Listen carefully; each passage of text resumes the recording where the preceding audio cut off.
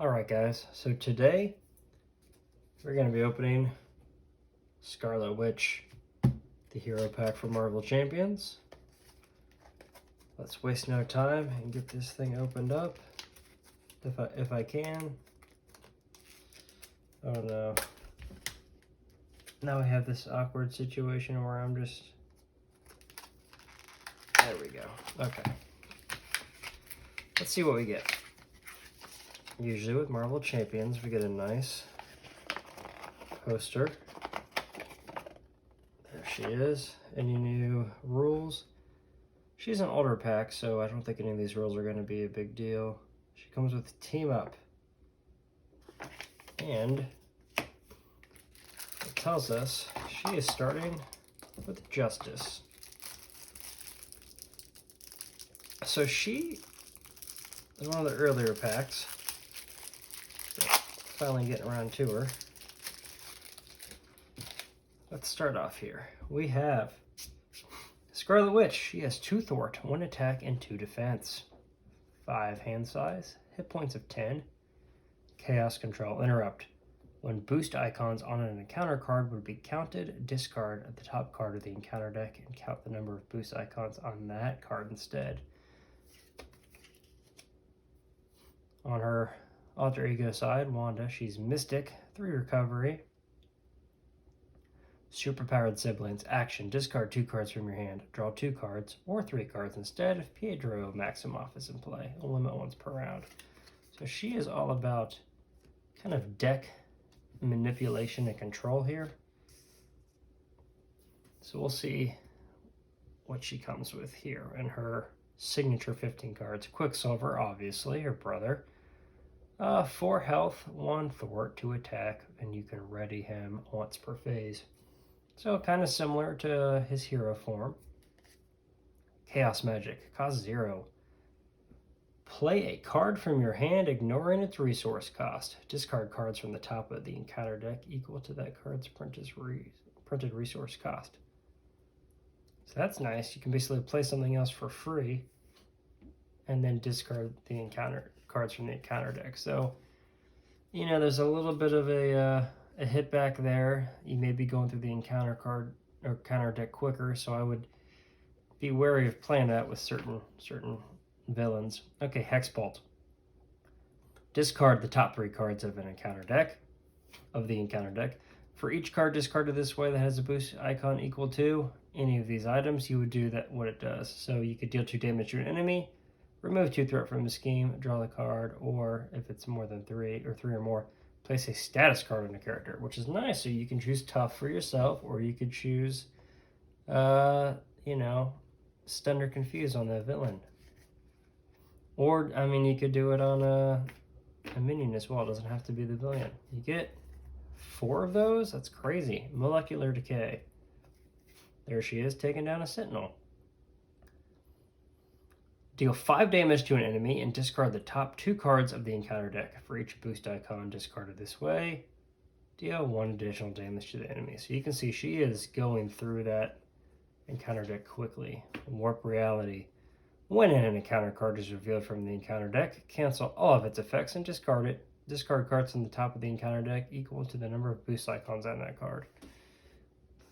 Agatha Harkness. Another witch. She is a support. Alter ego action. Exhaust her.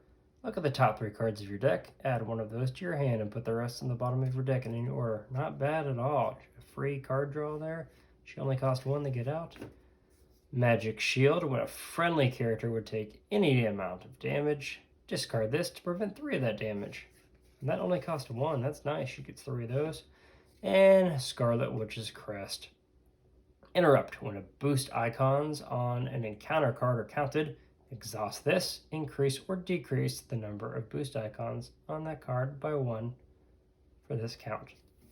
So that would help with your Hexbolt there, you know, being able to manipulate to get exactly what you want. If you want to deal a bunch of damage or remove threat instead, you can kind of use that to get what you want. So those are her signature cards. Let's see what her pre-con is packed with. She has Justice.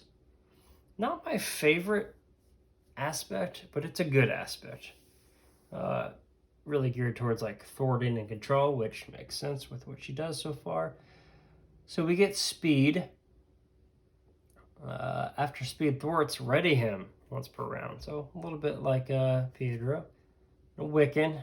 So these are both her kids. After Wiccan thwarts, discard the top card of an encounter deck. For each boost icon discarded this way, deal 1 damage to an enemy. And they're both Avengers. So you can use those on other decks as well. Crisis averted. Remove 6 threat from the main scheme. If you paid this card using a science resource, it ignores crisis. That's really nice. It's called a crisis averted, so that makes sense. Multitasking. Remove 2 threat from a scheme. If you paid for this card using a science resource, remove 2 threat from a different scheme. I cannot talk. Swift retribution. Attack the villain schemes. Deal 4 damage to the villain.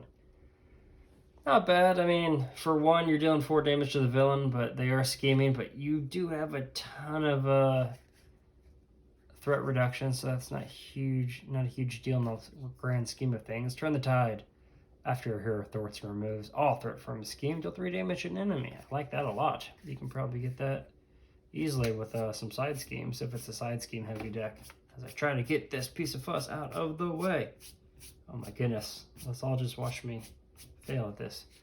The Power of Justice a couple times. We get Heroic Intuition to increase your thwart. All right. Her basic cards. Order and Chaos team up with Quicksilver.